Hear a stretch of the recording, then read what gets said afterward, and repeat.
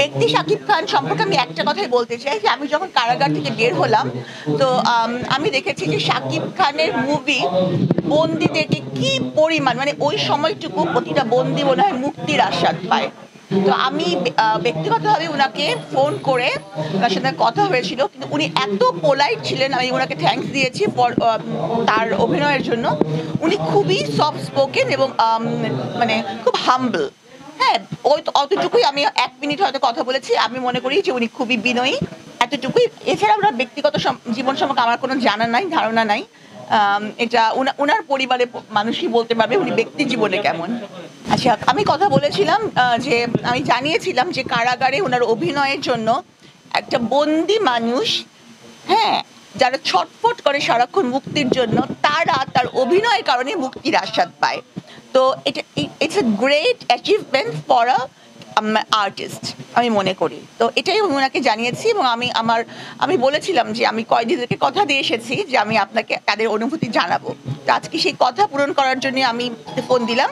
তো উনি খুবই মানে বিনয়ী ছিলেন এবং উনিও, আমি ওনাকে অনুরোধ করেছি যদি কখনো কোনো দিন সুযোগ হয় উনি যেন একবার নারী কারাগার ভিজিট করেন, তাহলে বুঝবেন যে ওনার কি পরিমাণ ফ্যান ওনার ওখানে আছে। ধন্যবাদ জানিয়েছেন, খুশি হয়েছেন। হ্যাঁ, ওনার ব্যবহার খুব সুন্দর ছিল, জাস্ট 1 মিনিটেরই কথা ছিল। হ্যাঁ, কিন্তু বোঝা যায় একটা মানুষের অ্যাটিটিউডে বোঝা যায়, এবং একটা মানুষ কিন্তু খুব উপরে যেতে পারে না সে যদি বিনয়ী না হয়। হ্যাঁ, অহংকার কিন্তু মানুষের পতন করে। কিন্তু ওনাকে দেখে বোঝা যায় যে কেন উনি এতদিন ধরে এত উপরে অবস্থান করছেন। ওই যে বললেন তার অ্যাটিটিউডটাই ভালো লেগেছে, উনি খুব বিনয়ী এবং খুব সুন্দর করে কথা শুনেছেন, আমাকেও থ্যাঙ্কস দিয়েছেন। উনি বলেছেন উনি যাবেন, কোনোদিন সম্ভব হলে উনি যাবেন। এটাই তো অনেক বড় কথা। মানে একটা আর্টিস্ট বা যে কোনো সেলিব্রিটি যারা মানে মানুষ আম জনতার সাথে কানেক্টেড, তাদের কিন্তু মূল উদ্দেশ্যই থাকে, অভিনয় হোক বা তার কার্যকলাপের মাধ্যমে হোক, মানুষের সাথে অ্যাটাচমেন্ট, মানুষের ভালোবাসা পাওয়া। তো মানুষের ভালোবাসা উনি পেয়েছেন এবং সেই ভালোবাসা উনি সুন্দরভাবে ফিরিয়ে দিয়েছেন। এটা কিন্তু অনেক বড় ব্যাপার। উনি কখনো বিরক্ত হন না, উনি কখনো রেগে যান না। উনি খুব, মানে ওনার অ্যাটিটিউডটা খুবই polite towards the fans and followers. That's a big big big thing.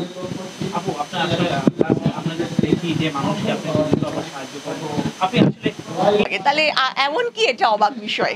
হ্যাঁ, ওনাকে ভালো লাগাটাই তো স্বাভাবিক, কারণ হচ্ছে যে উনি এত বড় একজন অভিনেতা এবং তার চেয়ে বড় কথা হচ্ছে যে হিরো ম্যাটেরিয়াল ওনার মধ্যে আছে। ওনার লুক, ওনার অ্যাটিটিউড, ওনার গেট আপ, ওনার সব কিছু আমি মনে করি যে একটা খুব ভালো জায়গায় বাংলাদেশের মুভিকে নিয়ে গেছে এবং অনেক বড় অংশকে হলমুখী করেছে। তো একজন অভিনেতার কাছে কিন্তু দেশের মানুষের এটাই প্রত্যাশা থাকে।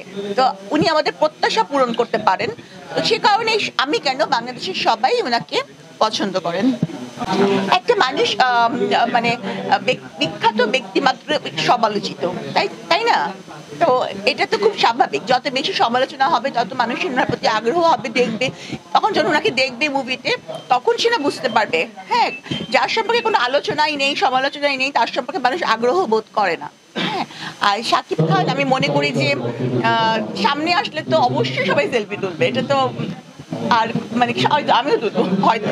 আমি তো একটু আগেই বলেছি যে বাংলাদেশের সকলের কাছেই শাকিব খানকে ভালো লাগে, ভালো লাগতে বাধ্য। আচ্ছা, এখন টাকা পয়সার কথা বলাটাই তো একটা কেমন যেন লাগে, কারণ হচ্ছে যে এটা হচ্ছে আমি এটাকে আমি একজন কার্ডিয়াক সার্জন।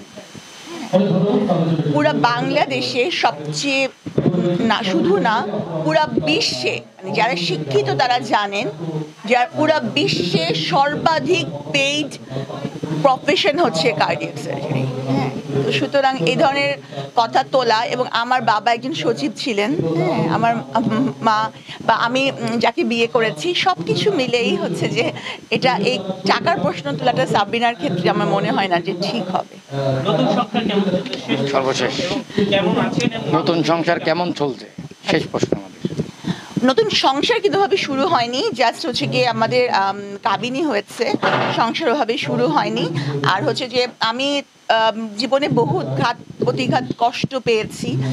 তো আমি মনে করি যে আপনাদের সবার দোয়াই আমি চাই, কিন্তু আমি একটা কথাই বলবো যে সাবিনাকে দেখে যাই মনে হোক না কেন, সাবিনা বউ হিসাবে অনেক ভালো, কারণ আমি অনেক কম্প্রোমাইজ করতে পারি। আমি জানি ছাড় না দিলে ছেড়ে যেতে হয়। তো আমি বলবো যে আমি সহ সকল ওয়াইফদের ক্ষেত্রে আমার এটাই থাকবে, ক্ষুদ্র ক্ষুদ্র বিষয় খুব বেশি হাজবেন্ডকে প্যারা না দিয়ে ছাড় দিলে সম্পর্কটা মধুর থাকে। Thank you so much.